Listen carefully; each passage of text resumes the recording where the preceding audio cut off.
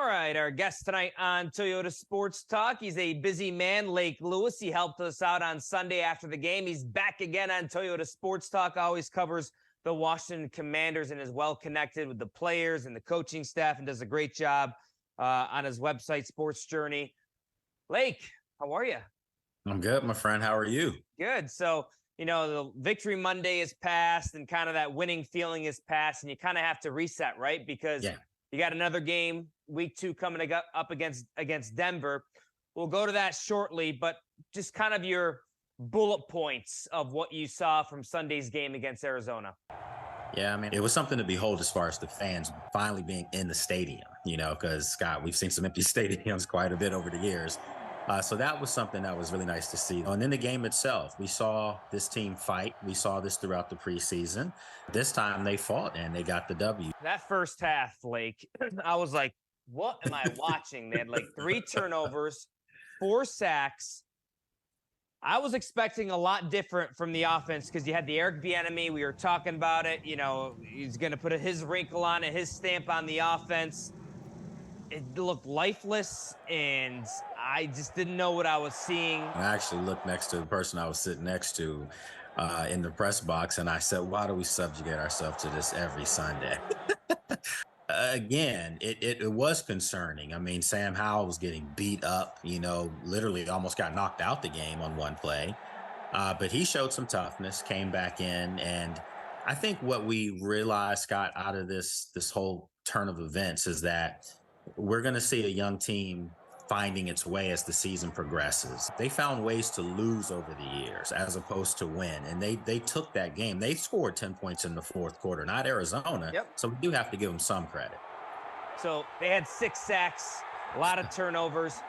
What are you going to do when the Dallas Cowboys, who just smashed the Giants on Sunday Night Football last week, or the Eagles, those defensive fronts? That is my concern. You play each of those teams twice. Yeah, when I got home Sunday evening, got back here to Richmond with enough time to see some of the Cowboys game, and I was just like, my goodness, like they were flying all over the field, and the Giants looked lifeless. That was what Dallas's defense did, is suck the life out of them. We actually thought Washington could maybe be the second best team in the division, you know, if everything goes well. Well, they've got some work cut out for them, Scott, because Dallas looked really good. I think all of us expected for Washington to roll the Cardinals. I know I had a 30-10 prediction, and it was nothing of the sorts. But let's look at it this way. You take away the Sam Howell fumble for a touchdown for Arizona. You take away the Antonio Gibson fumble inside of your own red zone. You know, you perhaps could have won this game clearly by more than 13, 14 points. And that brings up a good point, because the Arizona offense didn't score a touchdown. No, they didn't. That just shows you the Washington defense was dominant. Absolutely. They were as advertised, you know. Montez Sweat, Lake. Montez Sweat. Oh. I hear the cash register. Ching, ching, ching. I said that with Natalie. Listen, he just got a check written for him. And let's face it, we've been waiting for that kind of Montez Sweat for a couple of years. We know he's talented, but we wanted to see him just totally take over a football game. On Sunday, he did that.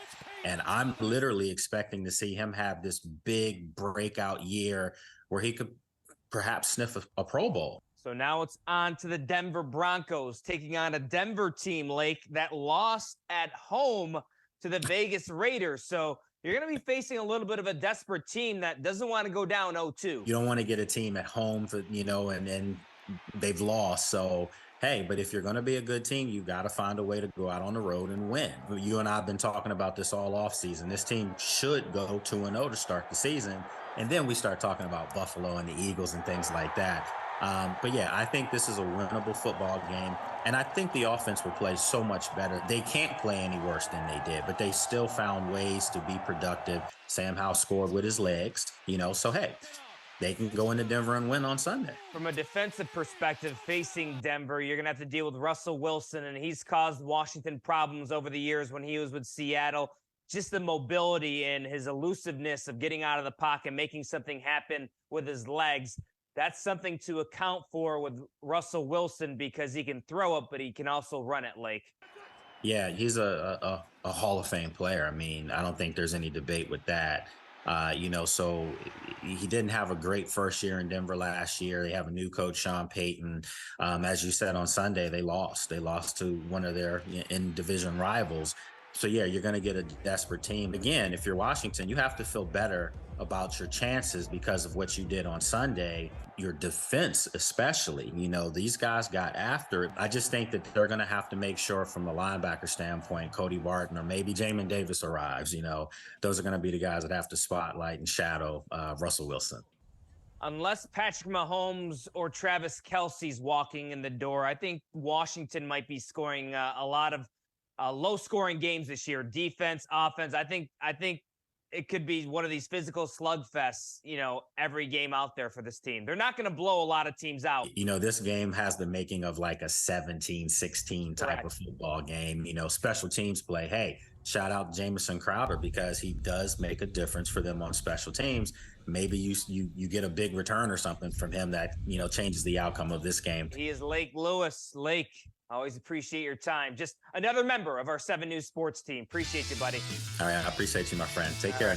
Much more to come right here on